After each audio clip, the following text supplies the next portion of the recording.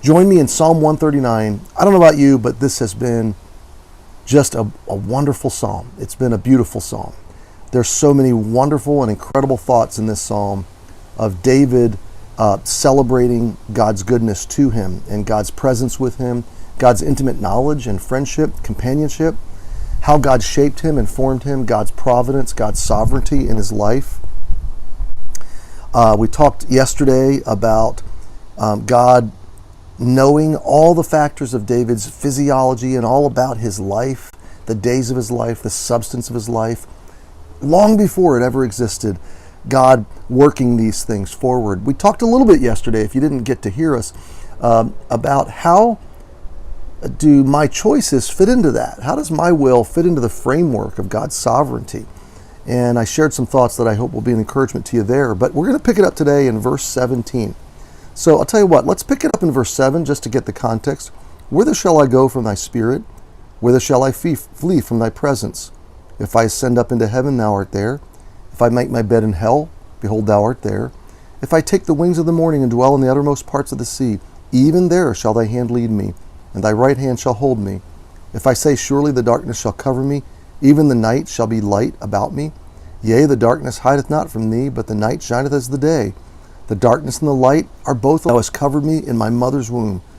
I will praise thee, for I am fearfully and wonderfully made.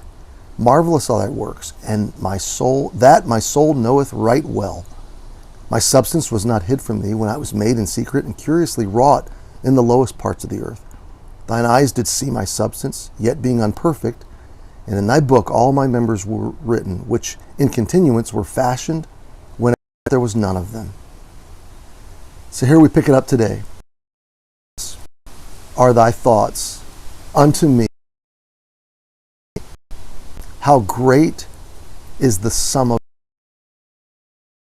them? They are more in number than the sand. When I am still with thee. Talk about this verse. To be honest with you, it's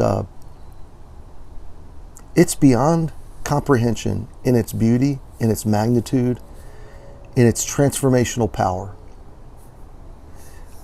I think it was J.I. Packer that said the things you think about God, how you define and understand God, is the most important thing about all of your life.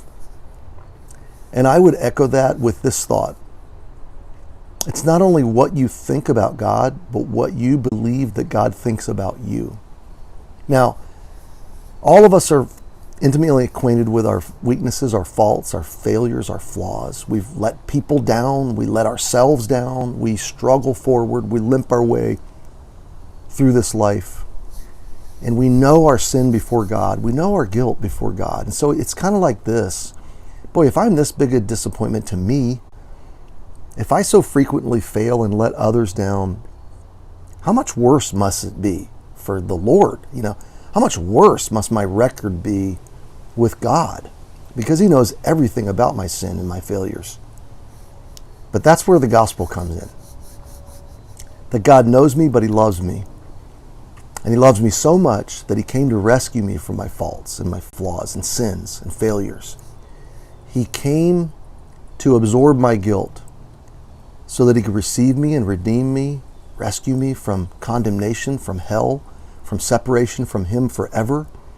And because of what Jesus did on the cross, the love of God poured out by the shedding of his blood on the cross, and my faith in that sacrifice, I can be welcomed into God's presence, and I'm declared by the judge of the universe, I'm declared judicially exonerated. I am made free from guilt and free from the penalty and the claims and the power of sin in my life. And what that means is, in God's economy and in God's view, legitimately, not just some figurative or some positional thing, but in reality, literal reality, that God declares me and sees me as innocent as he sees Jesus, as righteous as Jesus, as holy as Jesus. When God looks at me, he has forgotten my sins, he has forgiven my failures, and his thoughts towards me are precious. good thoughts. He loves me. He cherishes me. He favors me. He's on my side. He's cheering me on. He is for me. He's in me. He's with me. He's for me. And David realizes this, and he is celebrating this. How precious also are thy thoughts unto me, O God.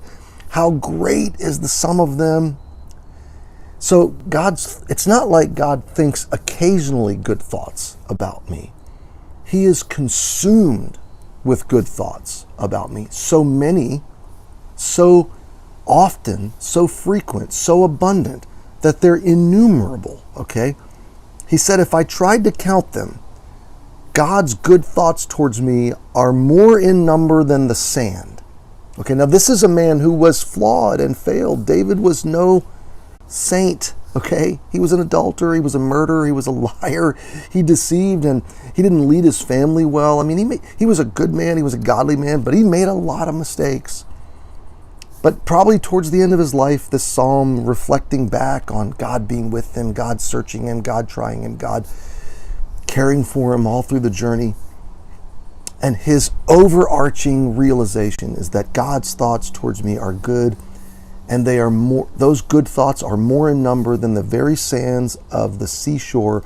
And that's all the seashores on the entire planet. So every ocean, every sea, every lake, every body of water, every sound, every bay, every inlet, all the sands of every shore on the entire planet, every grain of sand, total up. God's good thoughts towards you, about you, for you, are more in number than those grains of sand. If I should count them, they are more in number than the sand. When I awake, I am still with thee. I love that last phrase. When I wake up every morning of every day of the rest of my life, God is with me and I'm with him. I have his presence. I can never lose it. No, I can never get away from him. So maybe you're watching this video and you think, I've fallen far from God. I'm so far from God. He could never get me back. I could never find my way back. Listen, you are never far from, you may feel far from God, but he is never far from you, okay?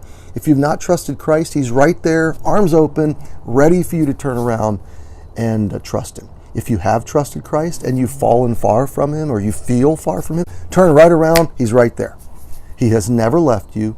He's never left your presence. You've never been out of his presence. You've never been out of his care. And you turned your back maybe, but he's never turned his back on you. His thoughts for you are good, always, only. And he's waiting for you to turn back around. And if you are facing him and maybe can't see him through the mystery and the fog of this moment of your life, you can take hope in the fact that you can awake and he is with you and you are with him. And that's how it will always be forever and ever and ever. You are always still with him. Wow. That surely is enough for today. So think about it today. Think about God's thoughts towards you. You know, if God is someone to be terrified of, then you're going to just naturally want to run from him. But if you really understand that his thoughts towards you are precious and good and innumerable, then you're just always going to want to run to him. And you're going to want to practice his presence today and every day.